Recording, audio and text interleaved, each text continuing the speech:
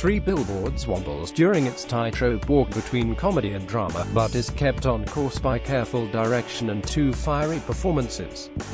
The third feature-length directorial effort from Oscar-winning Irish playwright, filmmaker Martin McDonagh, Three Billboards Outside Ebbing, Missouri is a delicate balancing act of intense pathos and broadly dark comedy in the same vein as McDonagh's hitman dramedy In Bruges and his Hollywood crime comedy Seven Psychopaths. Before it, McDonagh's previous movies are cult favorites and even received some awards season attention in the case of In Bruges, so part of the reason that he doesn't scale quite the same creative heights here is because McDonagh had already set a pretty high bar for himself.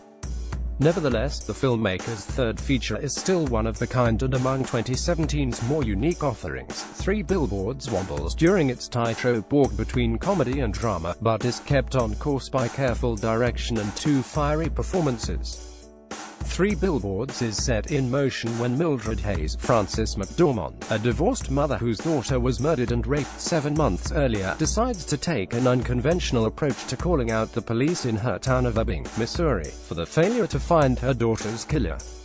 Mildred in turn rents three billboards located on a scarcely traveled road on the outskirts of Ebbing, each of which includes part of a larger statement demanding to know why local Sheriff Bill Willoughby, Woody Harrelson, and his squad have yet to find a suspect in the case, much less catch the actual murder. Suffice it to say, Mildred's actions are quick to draw attention, both the good and bad kind, to themselves. Frances McDormand in Three Billboards Outside Ebbing, Missouri. In particular, Mildred's billboards draw the attention of police officer Jason Dixon, Sam Rockwell, a cop who is already infamous for his erratic and sometimes even violent behavior.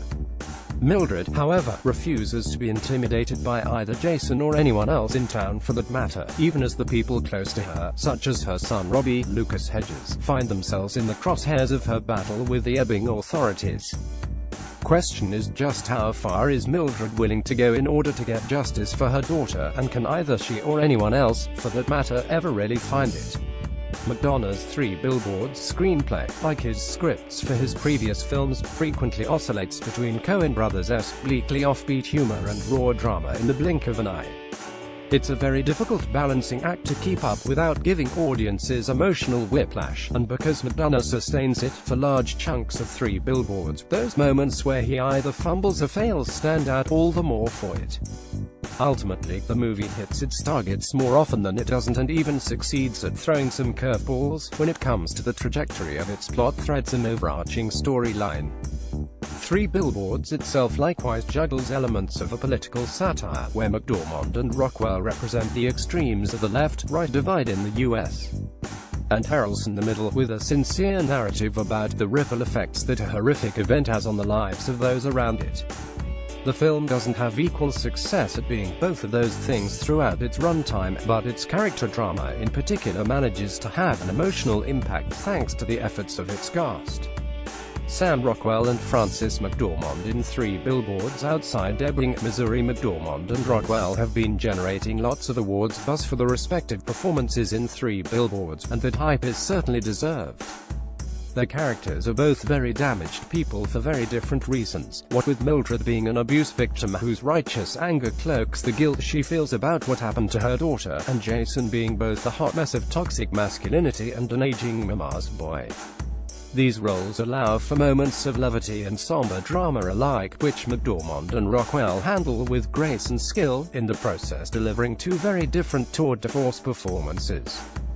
Mildred and Jason's storylines are compelling enough on their own to carry the film through its rougher patches, preventing it from fully falling off the tracks along the way. The Three Billboards supporting cast is solid across the board, yet winds up being underused by the end. Harrelson's Sheriff Willoughby gets the best developed plot thread outside of the film's leads, but his professional and personal struggles aren't as impactful as intended, in spite of yet another fine performance from Harrelson. In addition to Harrelson and Hedges, Lady Bird, the film's cast includes Peter Dinklage, Game of Thrones, and Caleb Landry Jones, Get Out, as some of the quirky residents of Ebbing, along with seasoned character actor John Hawkes as Mildred's abusive ex-husband and McDonagh's Seven Psychopaths collaborator Abby Cornish as Willoughby's wife. While most of these players get a moment to shine in the film, Three Billboards doesn't service them all equally and has mixed success at elevating them beyond being stereotypes in the scenes. That said, McDonagh deserves credit for not tying up all of these various plot threads in a tidy fashion.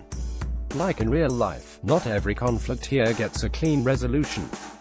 Woody Harrelson and Frances McDormand in 3 Billboards Outside Ebbing, Missouri. 3 Billboards version of Ebbing gets most of its personality from its off-kilter residents, but McDonagh does succeed in creating a proper sense of time and place with the movie's portrayal of its southern small-town setting, which, in reality, was largely filmed in North Carolina.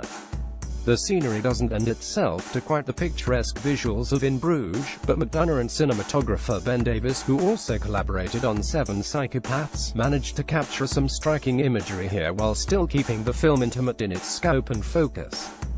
Much like he did on In Bruges, composer Carter Burwell further enhances the mood of 3 Billboards with his beautiful score, blending rural tunes with more classical and poetic leitmotifs. All things considered, 3 Billboards Outside Ebbing, Missouri further establishes McDonagh as being a storyteller with a sensibility that, while reminiscent of other filmmakers, is very much all his own, even if it doesn't represent his best work to date. McDormand and Rockwell are deserving of the Oscar talk that the performances here have been generating, and 3 Billboards is worth checking out for the work alone, all this awards season buzz aside. The film isn't necessarily one that begs to be seen on a big screen, but more casual moviegoers in the mood for a change of pace from this holiday season's mainstream releases, and all the more typical Oscar bait offerings, might find what they're looking for by taking a trip with McDonagh down south. Trailer 3 Billboards Outside Ebbing, Missouri is now playing in a limited U.S. theatrical release and goes into semi-wide release starting Friday, December 1st. It is 115 minutes long and is rated R for violence, language throughout, and some sexual references. Let us know what you thought of the film in the comments section.